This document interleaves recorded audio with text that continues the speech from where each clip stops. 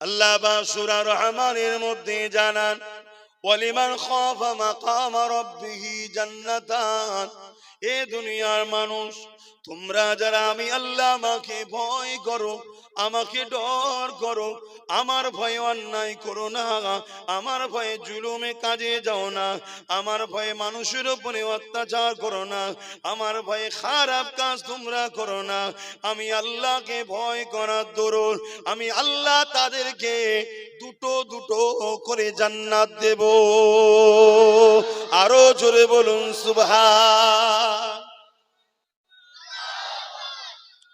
আল্লাহ। কোরআন ইসলাম প্রচার করলে সেদিন যেমন জালিম সন্ত্রাস আবু জেহেলের কষ্ট হয়েছিল, আজকে তাদের উত্তরসূরি চেলাদের কষ্ট হয়। তাহলে কি ইসলাম বন্ধ করে দেবেন নাকি? প্রচার বন্ধ হবে? ইসলাম কি বলবো বলো? হুজুর নামাজের কথা বলেন না, এ নামাজ পড়লে গুনাহ না না পড়লে গুনাহ, এটা সবাই জানে। এরপরও ছেলেরা নামাজ পড়ছে না কেন? এর জন্য বাপ মা দোষী। কিসের দোষ বাপ মার? এরকম ছোটবেলা থেকে মসজিদে নিয়ে যাওয়া অভ্যেস করা দরকার ছিল। মেলায় নিয়ে গেছো, যাত্রায় নিয়ে গেছো, গানে নিয়ে গেছো, টিভিতে নিয়ে গেছো, বেঈমান চোর জালিম অত্যাচারী চোর নেতাদের মুখ দেখার জন্য নিয়ে গেছো। কোনদিন মসজিদে নিয়ে গেছে এই বয়সে বাচ্চাগুলোকে, আপনার ছেলেগুলোকে? যদি নিয়ে যেতেন, ট্রেনিং হতো, 1 বছর যাবে, 2 বছর যাবে, 3 বছর যাবে, 4 বছর যাবে, বড় হয়ে গেছে, আর কাউকে নিয়ে যেতে হবে না, ও নিজে নিজেই মসজিদে যাবে, নিজে নিজেই মসজিদে যাবে, নিজে নিজেই যাবে। মনে রাখবেন, যে পিরিয়ডের মসজিদের পিছনে বাচ্চা চিৎকার চেঁচামেচি পাবেন না, যে পিরিয়ডে মসজিদে বাচ্চাদের হুড়োহুড়ি পাবেন না, যে পিরিয়ডে বাচ্চাদের গলা পাওয়া যাবে না মসজিদে, জানবেন পরের পিরিয়ডে মসজিদ ফাঁকা হবে। এখনো যদি বাঁচতে চান, বাচ্চাগুলোকে মসজিদে নিয়ে যান। ওরা মসজিদে গিয়ে চিৎকার চেঁচামেচি খেলাধুলা গড়াগড়ি করবে, আপনার পিঠে উঠবে, ডিঙাবে, যা খুশি করুক, এদের গুনাহ নেই। যেদিন থেকে এদের জ্ঞান বিবেক বুদ্ধি হবে, সেদিন থেকে গুনাহ লিখা শুরু হবে। কথা মাথায় ঢুকছে? অভ্যাস করুন ভাই আমার, অভ্যাস করুন। আমাদের কাজ হলো কি? নামাজের কিভাবে কবুল হবে সেই শিক্ষাটা দেয়া হলো আমাদের কাজ। তাই বাপ আমার, ভাই আমার, আম্মা আমার, বোন আমার, আমি আপনাদেরকে আঘাত দিচ্ছি না, কষ্ট দিতে চাইছি না। আমার ভাষায় আপনারা কষ্ট পেচ্ছেন কি আমি জানি না, কিন্তু দ্বিতীয় কোনো অপশন নাই আপনাদেরকে বাঁচাবার। যদি আপনারা পরিবর্তন না হন, বাঁচার কোনো অপশন নাই। আর আমার ইমাম সাহেব ভাইদের বলবো, উলামা ভাইদের বলবো, শিক্ষা দিচ্ছি না, আপনারাও তো জ্ঞানী মানুষ, আল্লাহকে ভয় করুন, রসুলের সুন্নতে জীবন গড়ুন, লোভ লালসা ছাড়ুন। কারো কাছে 2000, 2500, 3000 বিক্রি হয়ে যাবেন না। আমি জানি আপনার সংসার বড় করুণ অবস্থা, আর আমার কওমের মানুষ সব জায়গায় টাকা খরচ করে, ইমামের পিছনে করে না, এটা দুর্ভাগ্যজনক। আমার কওমের মানুষ সব জায়গায় 200 চাইলে 500 দেয়, আর ইমামের বেলায় হাজারো গাঁট বাঁধে, এটা আমাদের দুঃখজনক। কেন? প্রত্যেকটা গ্রামের সব থেকে সম্মানীয় ব্যক্তি হলো আল্লাহর ঘরের খাদেম, মসজিদের ইমাম। জোরে বলুন সুবহানাল্লাহ, আরো জোরে বলুন সুবহানাল্লাহ। তাই আমি বলবো এরপরও ইমাম সাহেব ভাইজানদেরকে, একটু জাগুন। আপনাকে 3000, 2000, 4000 ভিক্ষা দিয়ে আপনার মুখকে সিলাই করে দিচ্ছে, আপনার খেয়াল নাই। অথচ আপনার খোদার ঘর বেউজ্জতি হচ্ছে, আপনার মাদ্রাসা বেউজ্জতি হচ্ছে, আপনার পর্দা বেউজ্জতি হচ্ছে, আপনার দিনের একটার পর একটা জিনিসকে ছেঁটে ছেঁটে বাদ দিয়ে দেওয়া হচ্ছে। আপনি ভাবুন, হ্যাঁ আমাদের কাছে ছোট অন্যায়টাও ছোট অন্যায়, বড় অন্যায়টাও বড় অন্যায়, কিন্তু আলেম হিসাবে আমরা তো জানি। আম্মা জান হযরত আয়েশা সিদ্দিকা রাদিয়াল্লাহু তাআলা আনহা বলেছেন, বড় গুনাহ যেমন বড়, ছোটকে তোমরা ছোট মনে করো না। কেন? ছোট গুনাহকে মানুষ অবহেলা করে, ছোট গুনাহ হতে হতে একদিন এমন হয়ে যায়, বড় গুনাহকে ওভারটেক করে চলে যায় ছোট গুনাহ জড়ো হয়ে। তাই মনে রাখবেন, বড় বদমাইশও যেমন বড়, ছোটটাকে ছোট মনে করে তার কোলে সাহারা লিবার দরকার নেই। ইসলামে অন্যায় অন্যায় হয়, সে ছোট হোক আর বড় হোক, এটাকে মাথায় রাখুন। আমার আব্বা জানেরা, আমার ভাই জানেরা, আমার রসুল অনেক কষ্ট করে এই অশান্ত পৃথিবীকে শান্ত করেছে, মজলুমদের ঘরে বাঁচিয়েছে, জালিমদের হাত থেকে নারীদের ইজ্জত রক্ষা করেছে, বাপেদের হাত থেকে মেয়েগুলোকে জ্যান্ত পুঁতে দেওয়া হতো রাসূলুল্লাহ রক্ষা করেছে। এমনি হয়নি, এটা করতে গিয়ে দয়ান নবী কত মার খেয়েছে জানেন? হ্যাঁ, আমার আগে এক মাওলানা সাহেব বলছিলেন আল্লাহ নবীর উপরও কত জুলুম হয়েছে, তার সামান্য একটা কথা বললেন।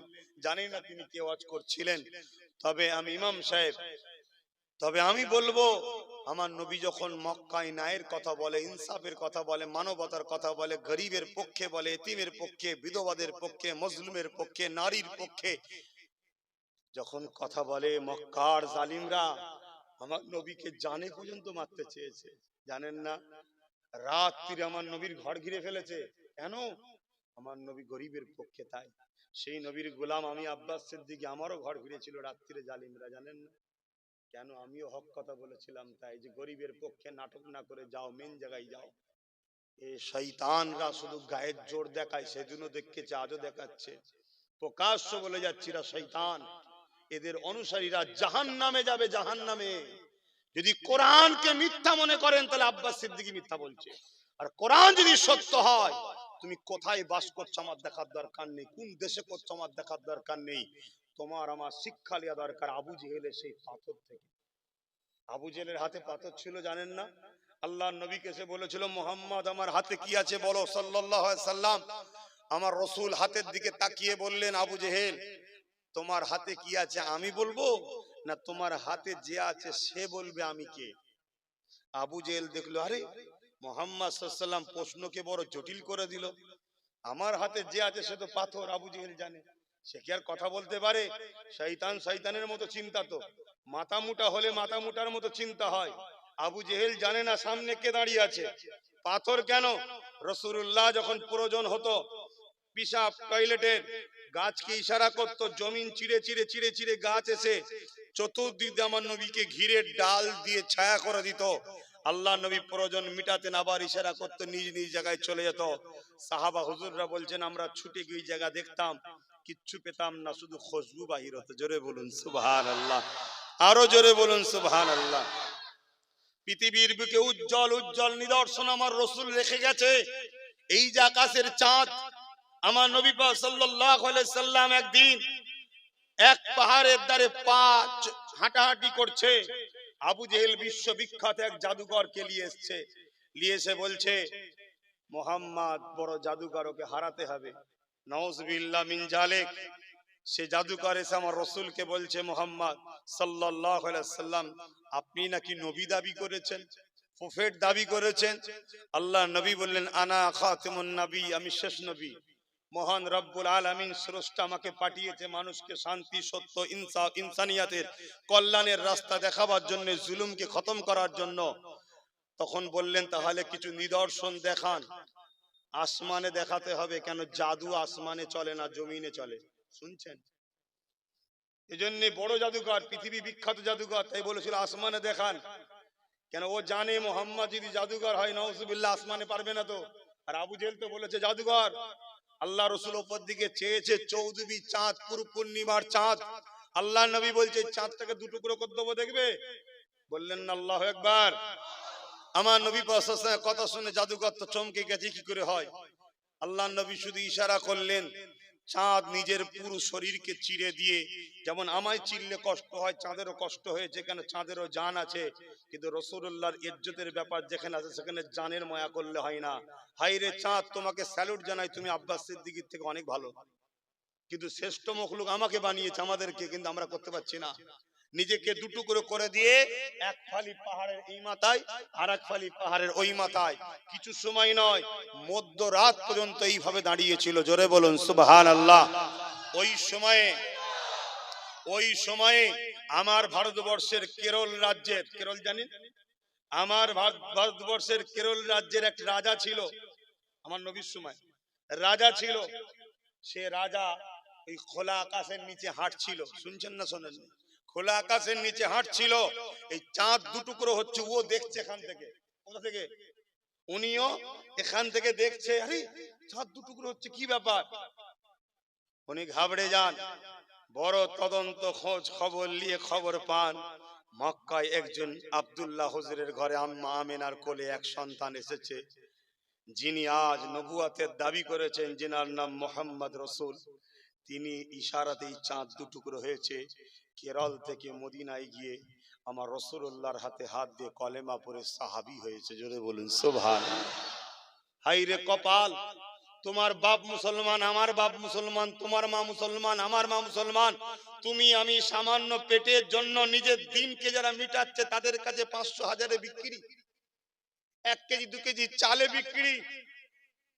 একটা ফেসবুকে দেখছিলাম রাত 12টার সময় একজনের বিবি ঘর থেকে সেজে গুজে বেরোচ্ছে, স্বামী জিজ্ঞেস করছে কোথায় যাচ্ছ, বলছে পিঠে বানাতে দাওয়াত দিয়েছে যাচ্ছি। দেখেছেন আপনারা কি হচ্ছে? এটা আমাদের বাচ্চাগুলো দেখবে না? এই সমাজ ন্যাংটো হচ্ছে না, হয়নি? আমার কথা খারাপ নেবেন না। স্বামী বলছে এত রাত্রিরে, বলছে কি করা যাবে, 500 হাজার দিচ্ছে, যেতে হবে না? 500 হাজারে কি বিক্রি করছো বুঝতে পারছো? 500 হাজারে কি লুটছে বুঝতে পারছো? এখনো সময় আছে, ভিক্ষা নয় অধিকার লাও, ভিক্ষা নয় অধিকার লাও। আব্বাস সিদ্দিকী বুক ঠুকে কথা বলে কেন? কারণ ভিক্ষায় আমি আসি না, অধিকার নিয়ে আসি। আপনাদেরও বলে যাচ্ছি, ভিক্ষা নয় অধিকার নেন। অধিকার, অধিকার, অধিকার যদি 100 টাকা হয় তারপরও মাথা তুলে বাঁচবেন। ভিক্ষা যদি কোটি টাকা হয় তারপরে মাথা হ্যাট হয়ে থাকবে। ভিক্ষা নয় অধিকার নেন। নাউজুবিল্লাহ মিন জালিক, যা ওদিকে যাচ্ছে না। আমার রাসূল পাক সাল্লাল্লাহু আলাইহি সাল্লামের চাঁদ দুটুকরো দেখে ও তো অবাক হয়ে গেছে, চলে যাচ্ছে। আল্লাহর নবী ওকে ডাক দিয়েছে, শোনো তোমার সাথে আমার আরেকটা কথা আছে। কি কথা? তোমার মনের মধ্যে একটা জিনিস কাজ করছে। মানুষের মনের মধ্যে কি হয় কে জানে? বলুন। বেশক আল্লাহ জানে, কিন্তু আল্লাহ তার বন্ধুকে জানিয়ে দেয়। জোরে বলুন সুবহানাল্লাহ। সেই জানার ক্ষমতা আল্লাহ নবীকে দিয়েছে, আল্লাহ নবীকে দিয়েছে। হ্যাঁ, তাহলে নবীকে দিয়েছে আল্লাহ। তোমার মনের মধ্যে একটা কথা কাজ করছে না? সে তো থতমত খেয়ে গেছে জাদুকর, যে মনের খবর কি করে জানছে, ঠিক না? আমার রাসূল বলছে, শোনো তোমার মনের মধ্যে কি হচ্ছে আমি বলি। তোমার একটা মেয়ে আছে 7-8 বছর বয়স, জন্মগত প্যারালাইসিস। জন্মগত প্যারালাইসিস বোঝেন? হাতও লড়তে পারে না, পাও লড়াতে পারে না। তুমি মনের মধ্যে তোমার এই একটাই বাসনা, তোমার মেয়েটা একটা সুন্দর জীবন তৈরি হবে, উঠে দাঁড়াবে, সুস্থ হবে, ভালো হবে, তার সংসার হবে, এটাই তোমার আশা না? তার চোখটা ছলো ছলো হয়ে গেছে। আবু জেল দেখছে যে সাকি নিয়েছি সেই তো মোহাম্মদের পাগল হয়ে যায়। কথা বুঝে আসছে? যাকেই নিয়েছি সেই তো পাগল হয়ে যায়। আল্লাহ নবী বললেন, যান বাবা ঘরে যান।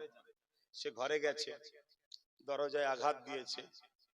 তার সেই প্যারালাইসিস পা হাত ওলা মেয়েটা দরজা খুলছে বাবাকে। জোরে বলুন সুবহানাল্লাহ। আরো জোরে বলুন। চোখের পানি আর রাখতে পারে না জাদুকর, বাবা তোমার একই অবস্থা। মেয়ে বর্ণনা দিতে লেগেছে, এরকম চেহারা, এরকম চেহারা, এরকম ব্যক্তি যিনার চুলটা বাবড়ি আছে, চেহারাটা চাঁদের থেকেও সুন্দর, নূর চমকাচ্ছে। আমাকে গত রাত এসে বলল, মা তুমি উঠে দাঁড়াও না। আমি বললাম আমি তো উঠতে পারি না। বলল, মা আল্লাহর নাম নিয়ে উঠে দাঁড়াও। আমাকে সে বলল, বলো আল্লাহু আকবার, বলে ওঠো। আমি বললাম আল্লাহু আকবার, উঠতে পারলাম, চলতে পারলাম, শরীর সুস্থ হয়ে গেছে। জোরে বলুন সুবহানাল্লাহ। আর ঘরে ঢোকে নে, জান ছটফট করছে, ঘরে ঢোকে নে। ওখান থেকে বেঁকে এসছে মক্কায় আমার রাসূলুল্লাহর কদমে এসে ইসলাম কবুল করে নবীর পিছনে দাঁড়িয়েছে। জোরে বলুন সুবহানাল্লাহ। আল্লাহর নবীর মেসেজ ছিল, জুলুম করো না বাবা। আল্লাহর নবীর মেসেজ ছিল, ক্ষুধার্ত মানুষকে খানা দাও বাবা। আল্লাহর নবীর মেসেজ ছিল, তোমার যদি কেউ কাজ করে দেয়, সে লেবার হোক, দিন মজুরি হোক, যে কোনো কাজ করে দেয়, তোমার ওই কাজ যে করেছে তার গায়ের ঘাম শুকোবার আগে তার পরিশ্রমটা দিয়ে দাও বাবা।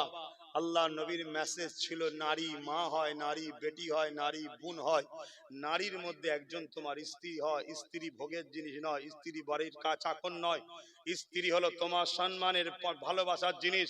কোরআন বলছে স্ত্রী হলো স্বামীর কাপড়, স্বামী হলো স্ত্রীর কাপড়। যেমন তোমার কাপড় ধরে টানলে যেমন তুমি যদি ভোজ করো, তোমার স্ত্রী হলো তোমার ইজ্জত ঢাকে, তুমি স্বামী তোমার স্ত্রীর ইজ্জত ঢাকো। এবং তোমার বেটির মর্যাদা বেটিকে দাও, মায়ের মর্যাদা মাকে দাও। বাকি পৃথিবীর নারীদেরকে তুমি সম্মান করো, এই শিক্ষা আমার রাসূল দিয়েছে। জোরে বলুন সুবহানাল্লাহ। তারপরও নবীর উপরে এত আঘাত কেন, ইসলামের উপরে এত আঘাত কেন? এই একটাই কথা আবার বলছে, আজকে যারা নারী দেহ শোষণ করতে চায় তারা মোহাম্মদ রসুলকে আঘাত দেয়। আজকে যারা মানুষকে গোলাম বানাতে চায় তারা মোহাম্মদ রসুলকে দেখতে পারে না। কেন? এই যে মোহাম্মদ রসুলের কথা বলছি না বলিনি? এক কথা বলুন, এই যে মোহাম্মদ রসুলের কথা যখনই দুনিয়া জানে, সোশ্যাল মিডিয়ায় যখন ফিল্ম তৈরি হলো আমার রাসূলুল্লাহর কার্টুন, ফ্রান্সের মানুষ, ফ্রান্সের শিক্ষিত যুবক যুবতীরা কে মোহাম্মদ, কেন তার কার্টুন তৈরি হয়েছে, কেন বিশ্ব উত্তাল হয়ে যাচ্ছে মোহাম্মদ মোহাম্মদ করে পাগল, আর কেনই বা আমার দেশের হুকুমত মোহাম্মদ রসুলের বিরোধী করছে? যুবকরা গুগলে সার্চ করছে এ মোহাম্মদ রসুলকে, গুগল বলছে পৃথিবীর শ্রেষ্ঠ মানুষ হলো মোহাম্মদ রসুল। জোরে বলুন সুবহানাল্লাহ। তারা গুগলে আমার নবীর জীবনী পড়ছে, আমার নবীর জীবনী পড়তে পড়তে দিন গেছে রাত গেছে, রাত গেছে দিন এসছে, দিন গেছে রাত গেছে, রাত গেছে দিন এসছে, পড়তে পড়তে পড়তে পড়তে পড়তে পড়তে কখন সে নিজেই মুহাম্মাদের গোলাম প্রেমিক হয়ে গেছে। জোরে বলুন সুবহানাল্লাহ, আরো জোরে বলুন। আর আমরা আমাদের ছেলেগুলোকে কি বানাচ্ছি? হ্যাঁ, আমরা নিজেরা কি হচ্ছি? সামান্য ভিক্ষার জন্য গরিবের ঘর লুটছি, কার ঘরে আগুন ধরাচ্ছি, কার নামে মিথ্যা কেস করছি, কার জমি দখল করছি, কাকে হুমকি দিচ্ছি, তুমি যদি কেস না তুলে লাও তোমার রাত্রিরে বেটিকে তুললে চলে যাবো। এটা মুসলমানের আদর্শ, এটা মোহাম্মদ রসুলের আদর্শ। আর এইরকম সমাজে দু চারটে মুসলিম নামধারী আমার ঘরে জন্ম হয়ে গেছে, আর তাদেরকে জালিমরা অর্থ দেয়, পয়সা দেয়, বোম বন্দুক সব দেয় নিজের জায়গা শক্ত করার জন্য। আর সে বদমাইশ যখন ধরা পড়ে যায় পুরো মুসলিম কওমকে একদল মিডিয়া গাল দেয়। এই গাল দেয় না দেয় না? আমার ইসলামকে গাল দেয় না দেয় না? তাহলে বলো, আমার ইসলামকে যারা যারা বদনাম করতে চাইছে, সে মুসলিম সুরাতে হোক আর নিজেকে খোদা বানাবার দাবি হোক, তাদের বিরুদ্ধে আমাদের সংগ্রাম চলেছে, আজও চলছে, কালও চলবে। তুমি তাতে যা খুশি করার হয় করো। যতদিন নিঃশ্বাস আল্লাহ রেখেছে রুহে এই জমিনের উপরে কোন মায়ের লাল পয়দা হইলে মুস্তাফার গোলামদের ঘরে রুখতে পারে। মুস্তাফার গোলামরা বলছে, বলবে, হাজার আসছে, লাখো আসবে, কোটি আসবে, আমরা আমিনার লালের জন্য বাঁচি, আমিনার লালের জন্য মরতে চাই। কারণ আল্লাহ আমিনার লালের নাম হলো ইনসাফ। জোরে বলুন সুবহানাল্লাহ, আরো জোরে বলুন সুবহানাল্লাহ। কিন্তু আমার কওমের দাবি করে, মুসলিম দাবি করে, যদি কেউ লুটেরা হয়, গাদ্দার হয়, চোর হয়, চিটিংবাজ হয়, জালিম হয়, অত্যাচারিত হয়, আমরা তার জন্য ইসলাম বদনাম হবে কেন? ওই জালিমের বিরুদ্ধে আমাদেরও লড়াইয়ের দরকার আছে না নাই? কথা বলেন, আপনাদের অসুবিধা হচ্ছে? আমি কাউকে ধরে বসে রেখেছি নাকি? আপনারা যদি মনে করেন পিঠ ফিরিয়ে চলে যাওয়া দরকার, যেতে পারেন। আল্লাহকে সাক্ষী রেখে বলছি, যার কুদরতি হাতে আব্বাস সিদ্দিকীর জান আছে, আল্লাহ যদি আমি জলসার পাওড়া করে মিষ্টি মিষ্টি কথা বলে থাকি, তুমি আমার জবানকে বন্ধ করে দাও। আর যদি আমি না লালের জন্য হক কথা বলে থাকি, সমাজকে বাঁচাবার জন্য সংগ্রাম করে থাকি, তাহলে মনে রেখে দিও, এ দুনিয়া যতই আমার পিছনে লাগুক, আল্লাহ ঠিক আমার পাগল তৈরি করে দেবে। জোরে বলুন, আরো জোরে বলুন, ঠিক না বেঠি? হ্যাঁ, আল্লাহর উপরে ভরসা করো। আসুন ফিরে আসি। আমার নবী পাক ১৫০০ বছর আগে একটা হাদিস বলেছিলেন, ওই হাদিসটা আপনাদেরকে শোনাই। আল্লাহ নবী বলেছে, এখানে অনেক ওলামা ভাইয়েরা আছে, তেনারা সব জানে, কিন্তু আপনারা আম মানুষ একটু শুনুন, ওলামা ভাইয়েরাও শুনুন। যদি আমার ভুল হয় সংশোধনের জন্য ধরিয়ে দেবেন, কোনো অসুবিধা নেই। কি অসুবিধা আছে? নবীর হাদিস ভুল বলে আমি জাহান্নামে যাওয়ার থেকে আপনি ধরিয়ে দিলে তো ভালো হয়। অসুবিধা কি আছে? কিছু অসুবিধা নেই। কেউ যদি আমার ভুল ধরিয়ে দিয়ে আমি ছোট হয়ে গেলাম না? আমি কি ইমামে আজম আবু হানিফার থেকে বড়? উনি কত মানুষকে সম্মান করেছে, কেউ ছোট্ট একটা শিক্ষা দিয়ে তাকেও সম্মান করেছে। আল্লাহ নবী বললেন, একটা দিন আসবে আমার উম্মত প্রচুর মার খাবে।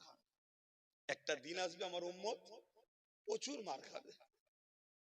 সাহাবা হুজুররা বললেন, হুজুর কেমন? আল্লাহ নবী বললেন, খুব ভালো করে শুনবেন।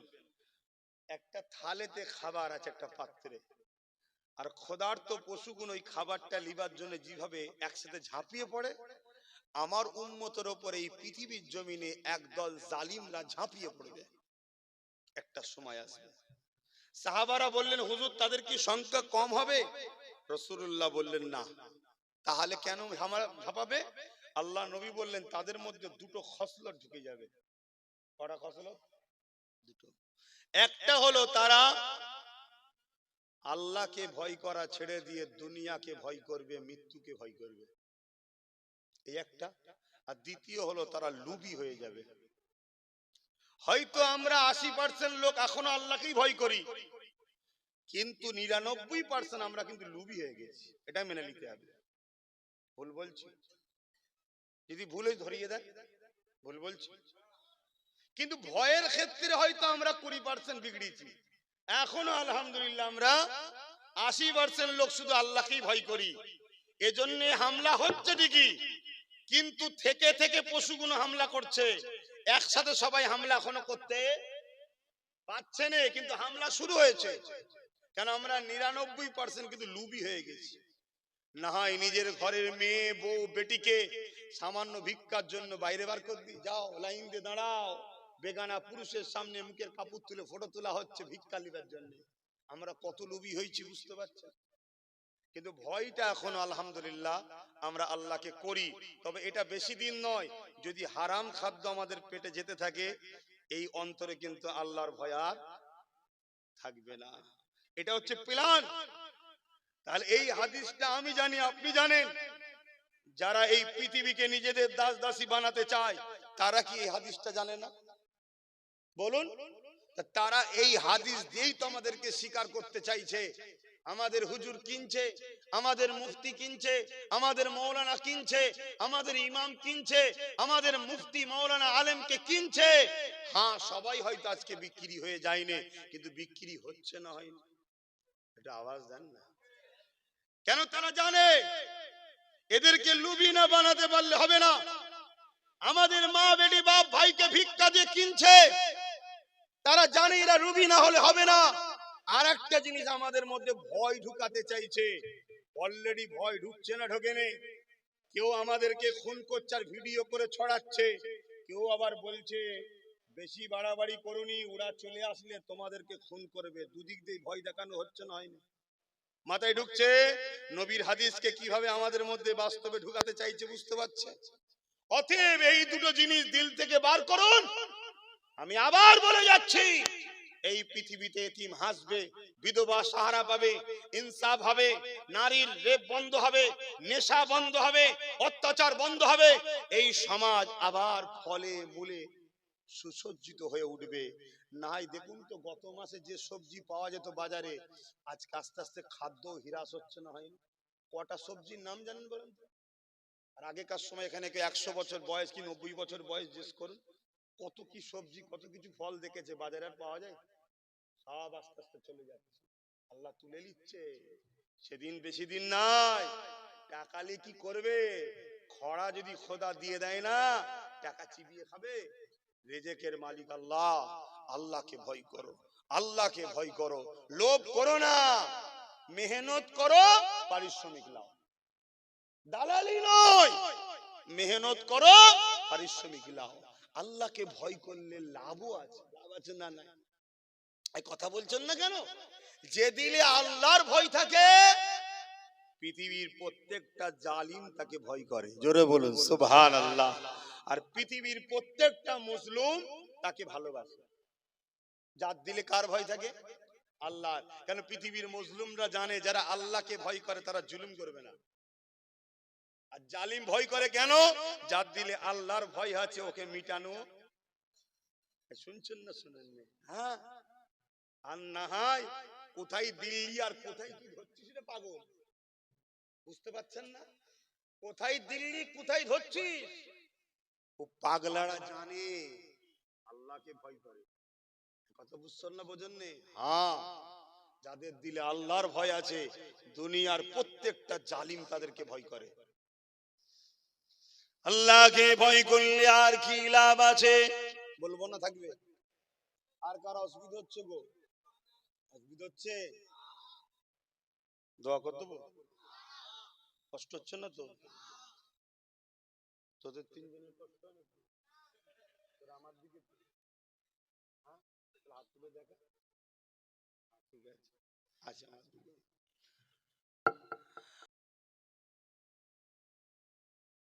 আল্লাহ বা সূরা রহমানের মধ্যে জানান, ওয়ালিমান খাফা মাকাম রাব্বিহি জান্নাতান। এ দুনিয়ার মানুষ, তোমরা যারা আমি আল্লাহ আমাকে ভয় করো, আমাকে ডর করো, আমার ভয়ে অন্যায় করো না, আমার ভয়ে জুলুমে কাজে যাও না, আমার ভয়ে মানুষের উপরে অত্যাচার করো না, আমার ভয়ে খারাপ কাজ তোমরা করো না, আমি আল্লাহকে ভয় করার দরুন আমি আল্লাহ তাদেরকে দুটো দুটো করে জান্নাত দেব। আরো জোরে বলুন সুবহান আল্লাহ। কোরআন মিথ্যা বলে? কথা বলছেন। কিছুদিন আগে একটা বাঁদর লাফাচ্ছিল না, কোরআনে নাকি 26টা ভুল আছে। টেস্ট করেছিল, জানেন না বাঁদরটাকে? বুঝতে পারছেন না? এই কথা বুঝছেন না? বোঝেন না? ও কার ঘরে জন্ম হয়েছিল? কার বাগানে? আমাদের বাগানেই জন্ম হয়েছিল। জানেন না? জানেন না? কিন্তু খোদার মার যেই লাফালাফি করছিল, খোদা আমার বাগান থেকে তুলে ফেলে দিয়েছে। আর যে বাগানে গেছে সে বাগান বলছে, এই ওই বাগানে জেলিয়ে আমার বাগানে এসছে, এখান থেকে লাথি মার। আবার ওখানেও লাথি খেয়েছে। লাস্টে লিখছে, বলছে আমার সুসাইড করা ছাড়া উপায় নেই। তোদের মতো জালিমের সুসাইড ছাড়া দ্বিতীয় কি অপশন আছে রে? কথা মাথায় ঢুকছে? কোরআন কার কথা? আল্লাহ। পৃথিবীতে কোটি কোটি ডলার টাকা দিয়ে রিসার্চ হচ্ছে কোরআনের ভুলবার করার জন্য, পারেনি। যদি কারো ধারণা হয় যে এত জান্নাত আছে কোথায়, একটা একটা জান্নাত আসমান জমিনের মতো বড় বড়, জোরে বলুন সুবহানাল্লাহ। এত জান্নাত আছে কোথায়? আমি কে তৈরি করেছে? আমি না আমার বাপ করেছে? হ্যাঁ, যে চিন্তা করছেন। এই পৃথিবী তো ছোট্ট একটা ফুটবলের মতো, প্রথম আসমানের কাছে এটা ফুটবলের মতো। আল্লাহ পাকের কয়েক লক্ষ কোটি মিলিয়ন বিলিয়ন এরকম পৃথিবীর মতো গ্যালাক্সি তৈরি করা আছে, জোরে বলুন সুবহানাল্লাহ। তিনি হলেন মালিক, যিনি মায়ের পেটে তোমাকে আমাকে কত সুন্দর করে তৈরি করেছে। একদিন আমি এই তৈরি ছিলাম, এর থেকেও ছোট ছোট ছিলাম, আজকে বড় হয়ে গেছি। আবার আমাকে আল্লাহ দিয়েছে, সে এর থেকেও ছোট ছোট, কাল আবার এরকম হবে, একদিন বড় হবে। এরা তাদেরকে নিয়ে আসবে, এদের পিছু আমার পিছু যেমন তোমরা ছুটছো, এরাও ছুটবে ভাইজান ভাইজান করে তার পিছনে। এই যে সিলসিলা শুরু হচ্ছে, মানুষ তৈরি হচ্ছে, বড় হচ্ছে, বুড়ো হচ্ছে, চলে যাচ্ছে, আবার এসছে।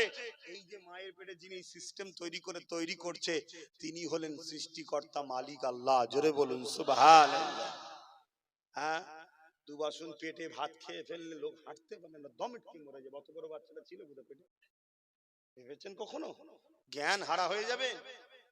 আল্লাহকে মুসলমান ঘরের ছেলে মেয়েরা, তরুণেরা, আল্লাহকে যে ভয় করে আল্লাহ তাকে সাহায্য করে বিপদেতে। এ যুবকেরা, আল্লাহ ছাড়া অন্য কাউকে ভয় করবে না, আল্লাহ ছাড়া অন্য কেউ সাহায্যকারী নাই। যা কিছু তোমার আল্লাহ পাককে ধরো, আল্লাহ পাককে বলো, আল্লাহকে পেয়ার করো। আল্লাহ জানিয়ে দিয়েছে, তোমরা যারা আমাকে পেতে চাও, আমার হাবিবের হায় হ্যাঁ বলো, আমার হাবিবের নাই না বলো। এ যুবকের একদিন আমার নবী পাক এমন করে একটা গাছতলাতে শুয়ে রয়েছে, আর নবী আমার নায়ের কথা, ইনসাফের কথা বলে বলে তখনকার যারা শাসক ছিল তারা আমার নবী পাককে মারার জন্য ঘুরে বেড়ায়। আমার নবীকে একা পেয়ে এক জালিম তরোয়াল বার করেছে, আমার নবী পাককে মেরে দেবে। আল্লাহ নবীর পিছনে দাঁড়িয়ে আছে, নবী আমার ডান দিকে কাঁধে শুয়ে রয়েছে। ডান দিকে কট পেরে শোয়াটা হলো সুন্নাত। ডান দিকে যারা কাঁধে শোয় তাদের হার্টের রোগের প্রবলেম হয় না, হার্ট অ্যাটাক করে মারাও তারা যায় না। কেননা নবী আমার জানিয়ে দিয়েছে, ডান দিকে যখন তুমি শোবে হাতটা বাঁদিকে থাকে, পুরো ফ্রি হয়ে যায়। আর তুমি যদি বাঁদিকে চাপ দিয়ে শো, পুরো শরীরটা হাড়ের উপরে চাপ পড়ে, হার্ট বেটাকে চান্সটা বেশি থাকে। রাখো তোমার বিজ্ঞান, এ তো 150 বছরের বিজ্ঞান। আমি আমার আমিনার লালের কথা বলছি, শোনো। আমার নবী পাক যা শিক্ষা দিয়েছে প্রতিটা আমাদের জন্য কল্যাণ। কিভাবে খেতে হবে, কতটা খেতে হবে। আল্লাহ নবী পেটকে 3 ভাগ করতে বলেছে। 1 ভাগ পানি রাখো, 1 ভাগ খাবার দাও, আর 1 ভাগ খালি রাখো। আমরা তো পুরো 3 ভাগ ছেড়ে দিয়ে 4 ভাগ থাকলে সেখানেও দিয়ে বসে থাকি। তা রোগ হবে না? ডায়াবেটিস ভরে যাচ্ছে, গ্যাস ভরে যাচ্ছে, গাঁটে গাঁটে জয়েন্টে জয়েন্টে ব্যথা, এই হচ্ছে না, হয় না? কখনো কখনো আমারও হয়ে যায়, বাপ একটু ভালো বিরিয়ানি পেলে আর হুঁশ থাকি না, তখন 3 ভাগ 4 ভাগ ভুলে যাই। তো রাত যদি 12টাতেও শুনেছি বিরিয়ানি খুঁজবো, এই যে লোভ, এটা আমার মধ্যে ঢুকে যাচ্ছে। তো এটাকে কন্ট্রোল করতে হবে বাপ। আমি শুনেছি, পড়িনি, মুরব্বীদের কাছ থেকে শুনেছি মেজো হুজুর পীর কেবলা জীবনে 1 বার কি বা 2 বার বিরিয়ানি খেয়েছিলেন, জীবনে পুরো 1 বার বা 2 বার।